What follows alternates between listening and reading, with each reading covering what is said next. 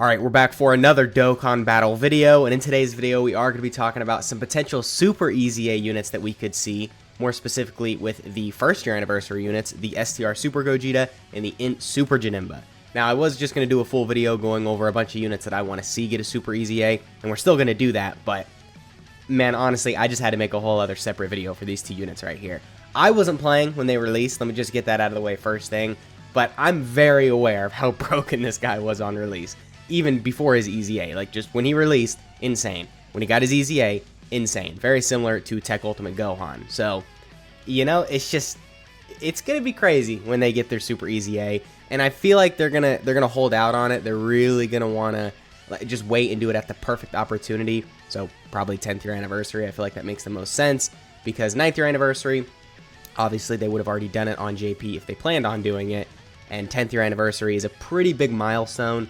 So it makes sense that we'd get these two insane Super EZAs for 10th year anniversary, especially because, you know, they're anniversary units. And then maybe after that, I guess for like 11th year anniversary, they can Super EZA the 2nd year anniversary units, so the Super Saiyan 4s, and they can kind of have a trend going, kind of like how they EZA the LR anniversary units, like, I guess 3 years prior. So for example, we're in 9th year anniversary, and the 6th year anniversary LRs got their EZA, and then for 10th year anniversary, the 7th year anniversary LRs are going to get their EZA, which is crazy to think about, but that's a whole nother thing. Anyway, with the Super Gogeta and the Super Janemba, between the two of them, I'm going to be honest, man, I think Super Janemba probably has more potential. Mainly just because he already has guaranteed guard. That's one of the best defensive mechanics just in the game as it stands. So him being a big bad bosses unit, and he's got metamorphoses and just a lot of good extreme class links, a lot of stats with his links as well, having guaranteed guard and a medium chance to dodge. They really only have to make him like a little bit better, and then he's busted, right? I'd say give him maybe 170% the stats, give him defense on super, and then he's good, right? I mean, just that alone, he's really good. But of course, they're probably going to make this like a high chance to dodge, give him some extra stats alongside this attack right here, and just throw a couple other things in his kit, because let me pull up a Super EZA unit, and you guys can see they really go all out. I think I'm going to pull up the Go Tanks. Oh, he's not there. I don't know why I thought he was on Powerful Comeback. We'll go through Hybrid Sands. But yeah, with Super EZAs, you see their kit go from like 0 to 100, because obviously these units are so old when they got their EZA. So for them to be really in the meta right now, especially because they don't change their super attack effect, they really go all out with the passive. So Super Saiyan 3 Go Tanks, one line in his kit with his EZA.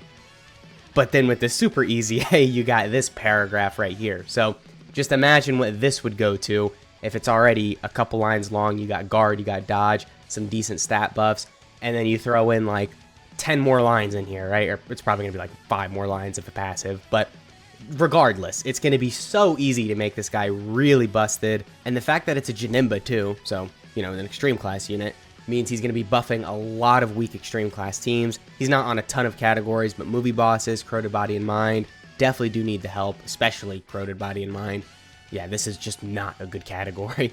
You got some good Goku Blacks on here, but that's about it. So definitely a good release all around, as long as they do a Super EZA some justice. And then getting into Super Gogeta, realistically, I would say Janemba's Super EZA is probably going to be better, just because this guy doesn't have guard, damage reduction, dodge. He does have some pretty solid things in his kit already with, I guess, 77% attack and defense, so that's probably going to go to like 177%.